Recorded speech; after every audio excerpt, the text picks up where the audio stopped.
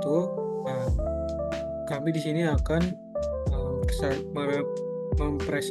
mempresentasikan analisa laporan keuangan dalam mengukur kinerja PT Hanjaya Mandala Tbk. Sebelumnya perkenalkan, nama saya dan Sanjaya dengan NIM 632207998. Perkenalkan, nama saya Dela Hutauruk dengan NIM 63220840. Nama saya Setia Priana dengan NIM 62330730. Latar belakang: setiap perusahaan perlu menilai kinerjanya secara berkala. Salah satu caranya adalah dengan menganalisis laporan keuangan. Laporan keuangan menyajikan informasi penting untuk pengambilan keputusan oleh manajemen, investor, maupun pihak eksternal. Dalam penelitian ini, kami menggunakan rasio keuangan sebagai alat untuk mengukur efisiensi, profitabilitas, dan kesehatan keuangan perusahaan. Kami memilih PT HM Sampurna karena merupakan perusahaan besar di industri rokok yang mengalami dinamika signifikan selama pandemi dan pemulihan ekonomi. Rumusan masalahnya ada 3, yaitu yang pertama, bagaimana perkembangan rasio keuangan PT HM Sampurna tahun 2020 sampai 2023, rasio mana saja yang mencerminkan kinerja perusahaan, apa saja faktor internal dan eksternal yang memengaruhi hasil rasio. Tujuan penelitian: menganalisis tren rasio keuangan Sampurna dari 2020 hingga 2023. Yang kedua, menentukan rasio mana yang paling menggambarkan kinerja keuangan. Yang ketiga, mengidentifikasi faktor yang memengaruhi hasil analisis. Manfaat penelitian: yang pertama, ada perusahaan sebagai bahan evaluasi dan dasar pengambilan keputusan. Yang kedua, publik atau masyarakat umum untuk memperluas pemahaman tentang analisis laporan keuangan. Yang ketiga, peneliti selanjutnya sebagai referensi untuk peneliti lanjutan khususnya di industri manufaktur rokok. Deskripsi konseptual. Deskripsi konseptual adalah suatu kerangka teoritis yang dikembangkan sebagai landasan untuk penelitian empiris. Kerangka teoritis ini mencakup definisi operasional dari faktor yang akan teliti, kaitan antara faktor dan asumsi yang mendasari penelitian. RBB 2016. Rasio keuangan adalah sebuah alat analisis yang dapat mengukur segala hal yang berhubungan dengan kinerja keuangan sebuah perusahaan, serta untuk melakukan perbandingan kinerja perusahaan antar periode waktu, juga membandingkan kinerja perusahaan yang satu dengan perusahaan lain. Nur Hasanah 2023. Dalam penelitian ini, menganalisis rasio keuangan menggunakan 4 rasio, diantaranya yaitu likuiditas, solvabilitas, aktivitas, dan profitabilitas. Rasio keuangan A. Rasio likuiditas. Rasio likuiditas adalah rasio yang digunakan untuk mengukur kemampuan perusahaan dalam memenuhi kewajiban jangka pendek yang akan jatuh tempo.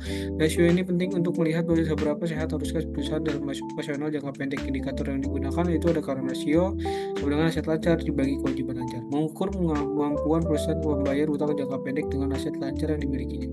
Yang kedua, ada quick ratio, yaitu aset lancar dikurangi persediaan dibagi kewajiban lancar. Menunjukkan kemampuan perusahaan membayar kewajiban jangka pendek tanpa mengandalkan penjualan persediaan. Yang kedua, ada rasio solvabilitas. Rasio solvabilitas digunakan untuk mengukur sejauh mana perusahaan dibayar oleh utang dan kemampuannya dalam memenuhi kewajiban jangka panjang. Rasio ini menunjukkan tingkat risiko keuangan perusahaan. Indikator yang digunakan itu ada debt to asset ratio. Caranya total liabilities sebagai total aset, menggambarkan proporsi aset perusahaan yang didanai oleh utang. Yang kedua, ada debt to equity ratio.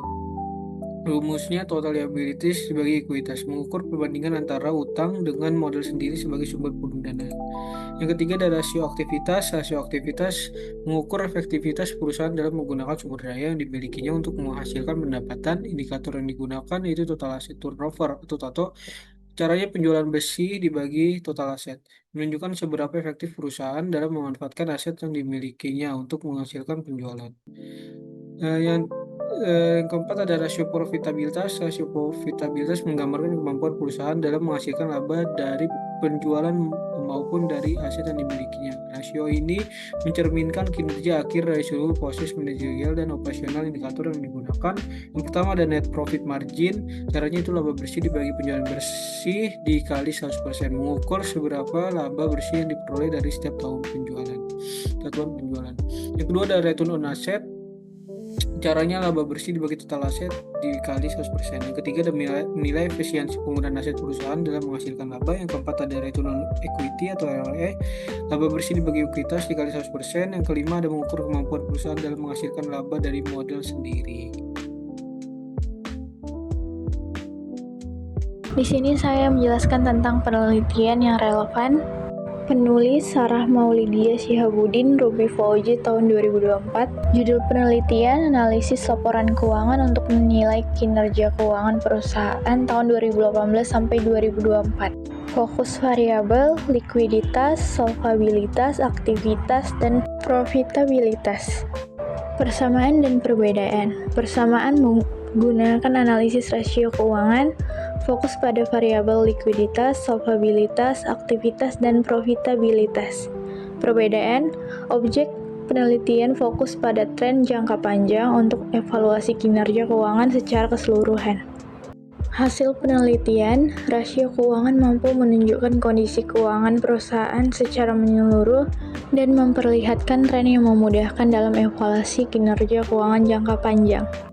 Penulis Ahmad Fauzi dan Lina Mardiana tahun 2023. Judul penelitian, analisis rasio keuangan dalam menilai kinerja keuangan pada perusahaan manufaktur di Bursa Efek Indonesia tahun 2017 sampai 2023.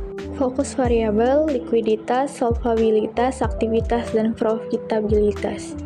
Penerimaan dan perbedaan, persamaan menggunakan analisis rasio keuangan fokus pada variabel likuiditas, solvabilitas, aktivitas, dan profitabilitas. Perbedaan, objek penelitian, hasil lebih menekankan peningkatan khusus pada aspek profitabilitas dan efisiensi operasional. Hasil penelitian, mayoritas perusahaan manufaktur mengalami peningkatan kinerja terutama di aspek profitabilitas dan efisiensi operasional.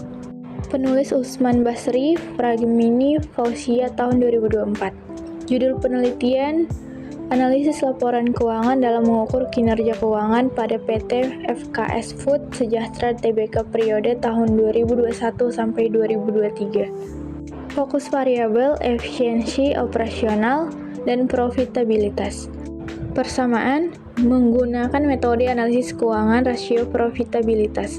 Perbedaan, objek penelitian fokus variabel terbatas pada efisiensi operasional dan profitabilitas, tidak termasuk likuiditas dan solvabilitas.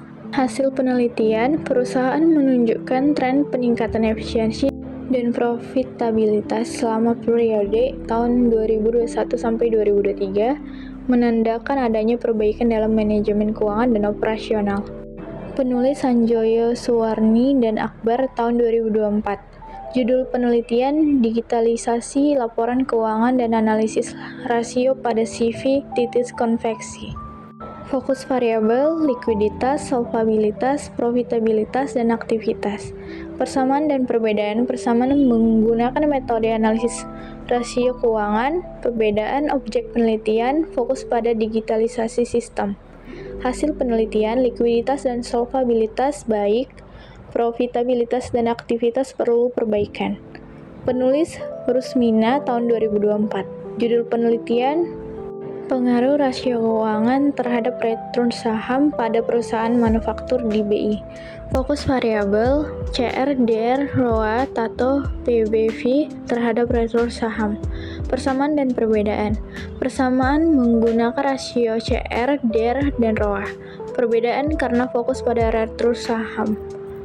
Hasil penelitian, CR dan TATO berpengaruh positif, DR negatif, ROA dan PBV tidak signifikan.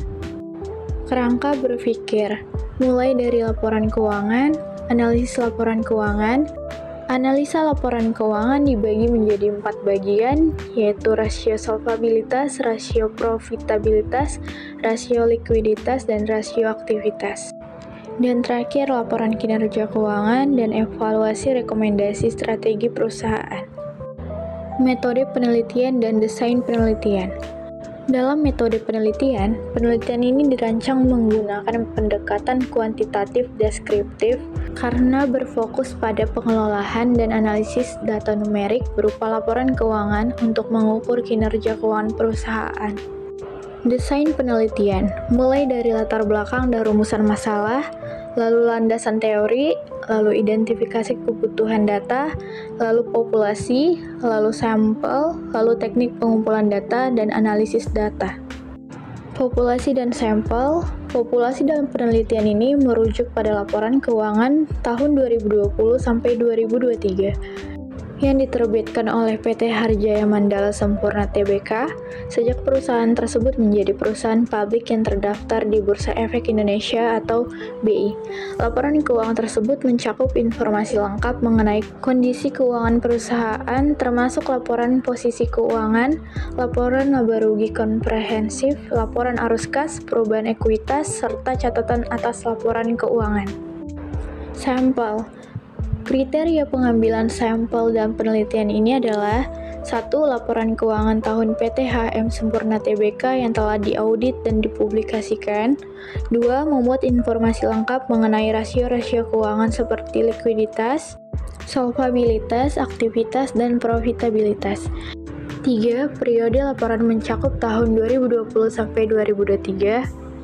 4. Data tersedia dalam format resmi PDF atau Excel dari sumber terpercaya seperti situs BI, website perusahaan, atau dokumen resmi. Teknik pengumpulan data. Teknik pengumpulan data adalah langkah penting dalam penelitian yang bertujuan untuk memperoleh informasi dan fakta yang akurat dan relevan dengan fokus kajian.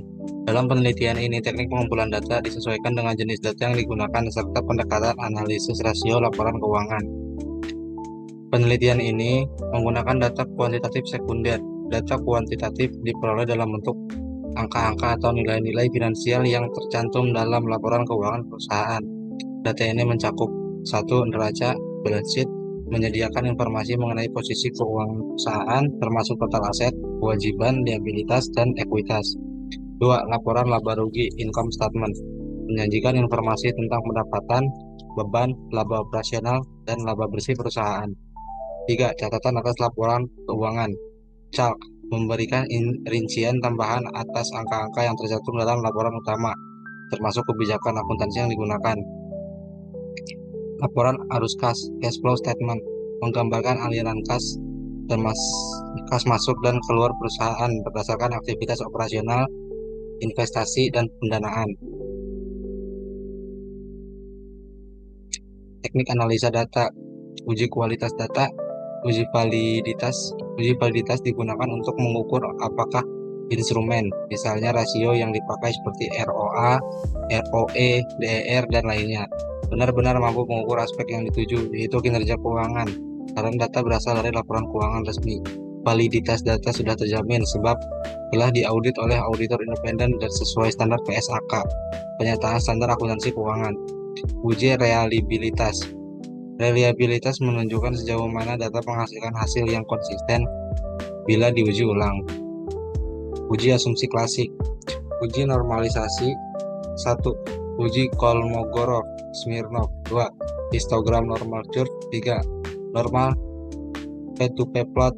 Di kriteria jika nilai sig kurang dari 0,05 maka data berdistribusi normal. Uji multikolinearitas.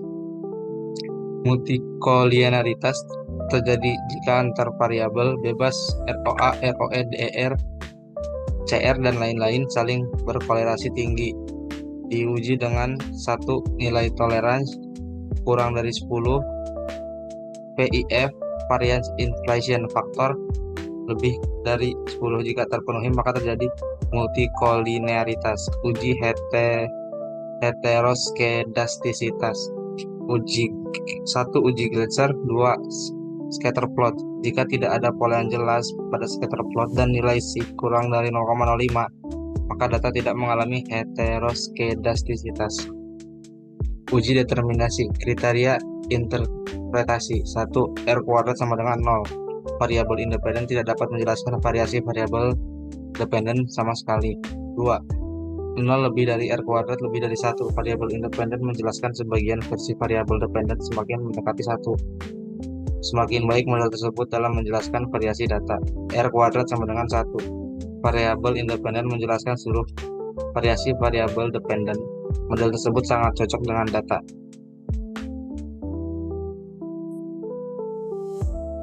Sekian dari kelompok kami, kurang lebihnya mohon maaf. Wassalamualaikum warahmatullahi wabarakatuh.